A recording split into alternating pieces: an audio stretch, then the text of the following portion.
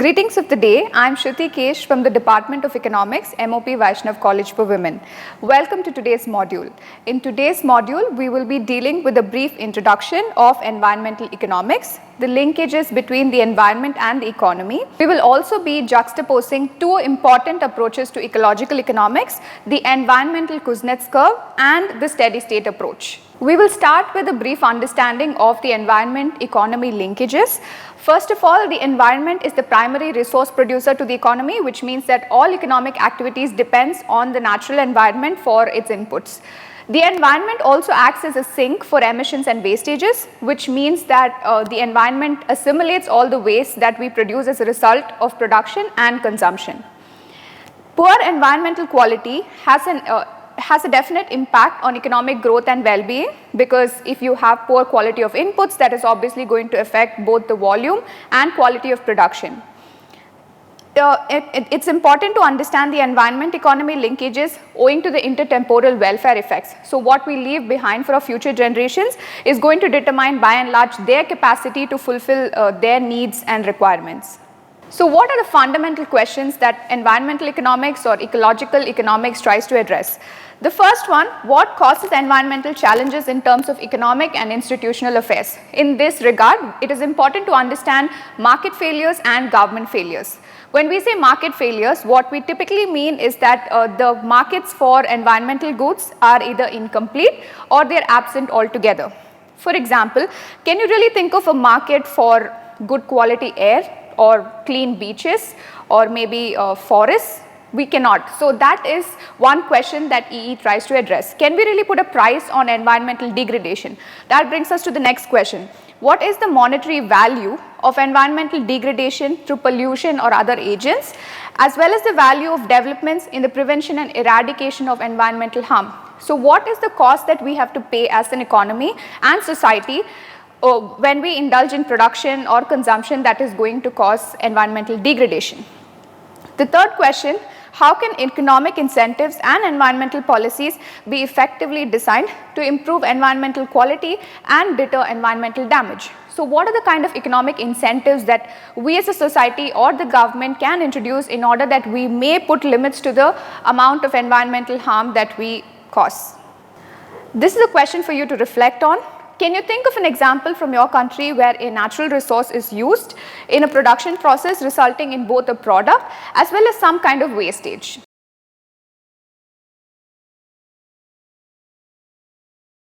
I will now take you through the origins of environmental economics to just put things in perspective.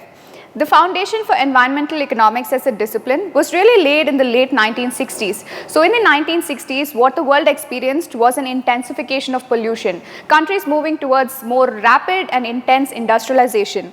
And this also led to heightened awareness among general public in the West particularly. Still, the third world countries and developing countries were not part of this origin of environmental economics. Second, the realization that economic system need to consider ecological bounds. So the realization that we reached as in a discipline of economics itself is that the earth has certain limits to how much resources it can provide us for production and how much of the waste it can handle from both production and consumption. Drawbacks of the neoclassical paradigm. So the neoclassical paradigm dealt with the environment economy linkages just based off market failures, government failures, misallocation of resources, etc. But we believed there was need to sort of probe further, and we needed techniques that allowed us to quantify the relationship between the environment and the economy. Ecological economics studies the relationship between environment and economy as being central. So there was heightened focus on the linkage between environment and economy itself. The notion of strong sustainability, not all forms of capital are perfectly substitutable. Unlike the classical school of thought in which they believed that even if we did deplete our natural stock of capital, we could replace that with man-made capital, was falsified. And we believed that there was a need for creation of a strong sustainability in our development itself. The two opposed approaches to environmental economics or ecological economics that we will deal with today would be the environmental Kuznets curve and the steady state approach given by Herman Daly. Okay, so looking at the environmental Kuznets curve, And Kuznets, as we all know, Simon Kuznets is a very renowned economist. So he gave the environmental Kuznets curve, in which he talks about how economic development will initially lead to a deterioration of environmental quality, but you reach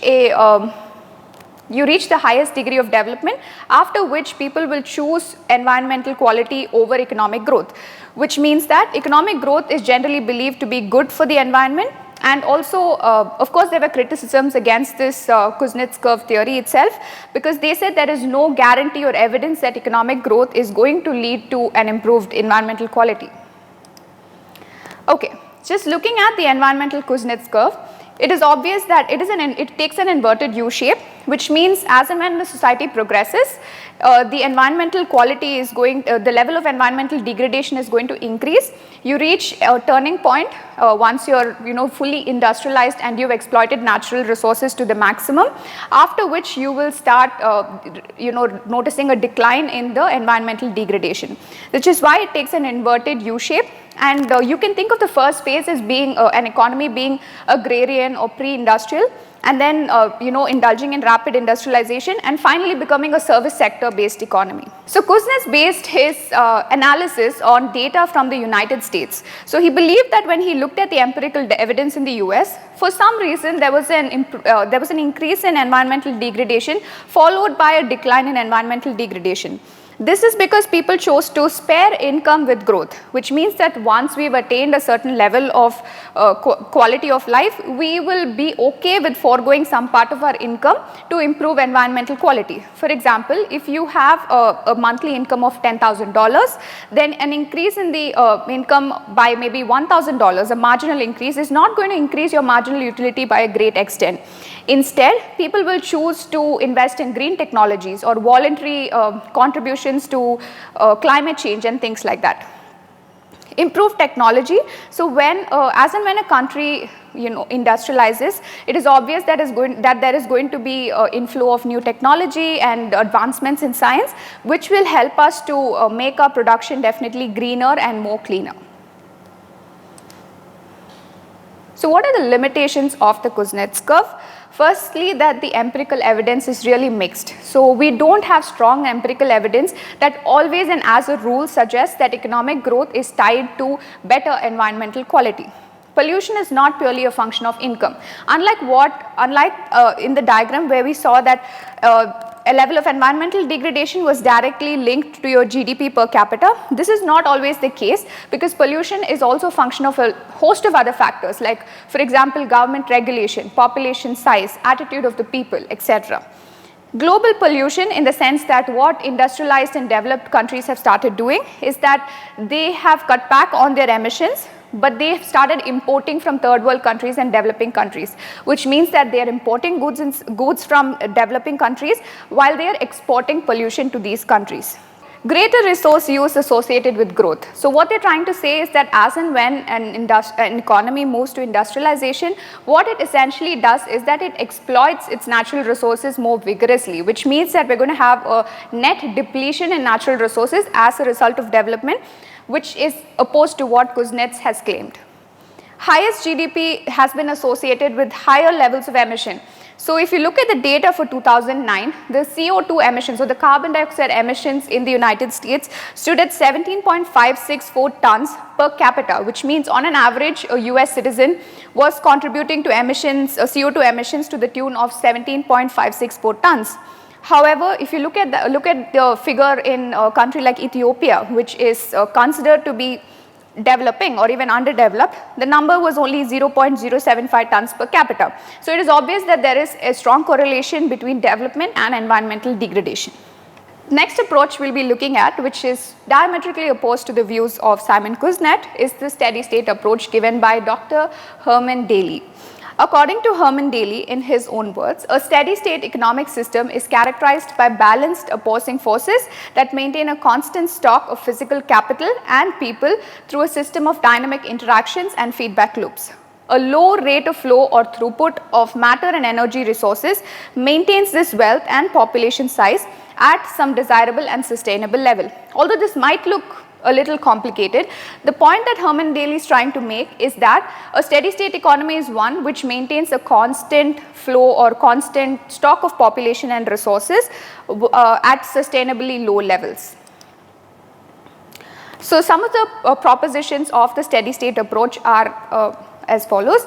Daly's approach recognizes the fact that economic systems are not isolated from the natural world, but are fully dependent on ecosystem for the natural goods and services which it provides. Daly's approach recognizes the fact that economic systems don't exist in isolation. This means that the economy or the economic system is considered to be a subset of a superset called the ecology, which means that the earth is a finite superset, and within that you have the economic system. This approach also signifies another aspect of ecology, that of increasing the quality of goods and services without depleting your natural resources for future generations. This means that we should, while economic growth would mean more amount of the same stuff, economic development would mean same amount of better stuff, right? So this approach also asserts that the maintenance flows must be kept within the ecological limits. It drives home the fact that you have bounds, the earth has finite resources and you can only exploit them to a certain extent. So the steady state economy, although formalized by Herman Daly, was not something very new to the discipline of economics. We have certain liberal classicists who have propounded a steady state economy. For example, J.S. Mill. In his words, it is scarcely necessary to remark that a stationary condition of capital and population implies no stationary state of human improvement.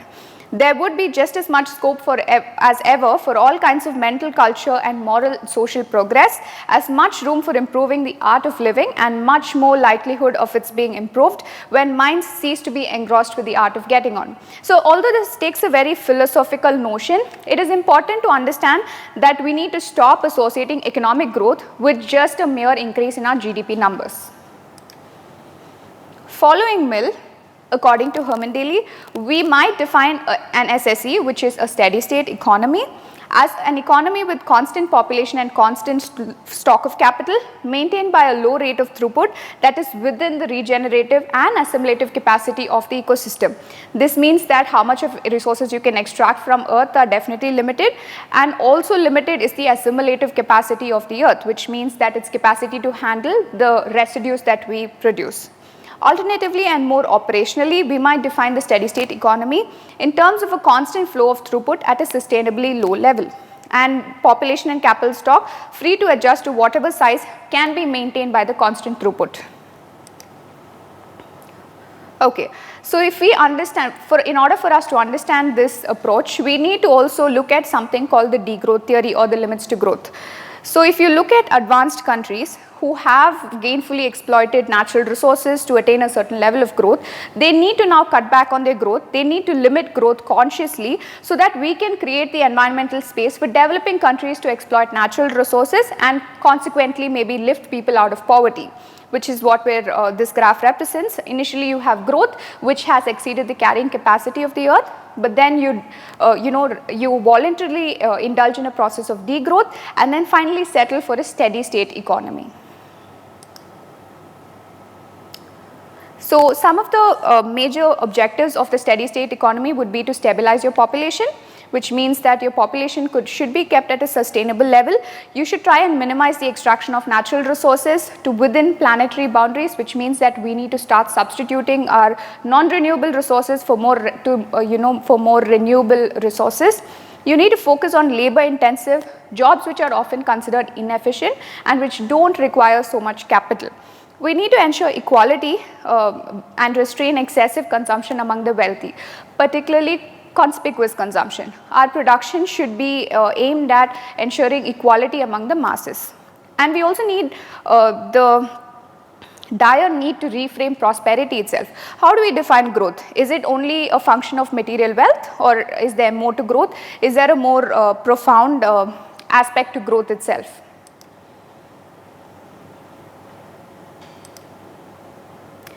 Two fundamental questions that Herman Daly leaves us with is that, is the purpose of our economy to maximize the amount of money or material things we have, or is the purpose of our economy to bring a sense of security and well-being in a more sustainable manner?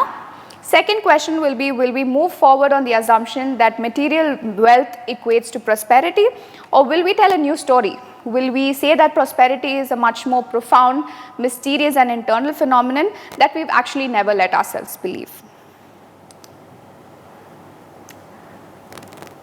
Okay, coming to how our environmental policies should better be designed. First of all, the environmental policy should naturally be aimed at reducing negative feedbacks from the economy. So the externalities of economic activities itself need to be reduced. Is there an intergenerational cost that is justified? So obviously environmental policy and climate action are associated with certain economic costs, and if we choose fiscal policies or the government chooses to fund clean technology by way of borrowings, will that be justified to our future generations? Do we lack consistent metrics to quantitatively assess the impact? So do we have the required mathematical tools and techniques that will allow us to put a number on environmental degradation and also a number on the costs of environmental policy? What are the economic and biophysical costs of policy inaction? So should we not do anything and stay put? What are the likely costs associated with that in the form of economic costs, social costs, etc.? What role have natural resources played in driving economic growth, and how can we actually decouple resource use from economic growth itself? So can we think of economic growth in other dimensions in which it's not directly associated with resource use? What are the key policies that will need to be set in place to support the transition towards a circular economy, and how can these be represented in a macroeconomic model? So why don't we think of actually bringing sustainability as one of the major macroeconomic objectives? Why don't we try and mainstream sustainability itself? So although environmental economics has different approaches, theories, laws, axioms, the major point that it drives home is that the Earth's capacity to regenerate and assimilate is much limited, and should we cross these bounds, it would be catastrophic for humankind, and the sooner we realize this truth, the better. So in today's module, we looked at the very basic fundamentals of environmental economics, how environmental economics came into being as a discipline, the different linkages that environment and economy have, the major approaches to environmental economics, and finally a little bit on how our environmental policies can be better designed. I hope this module was really helpful. I look forward to seeing you all in the next module. Thank you.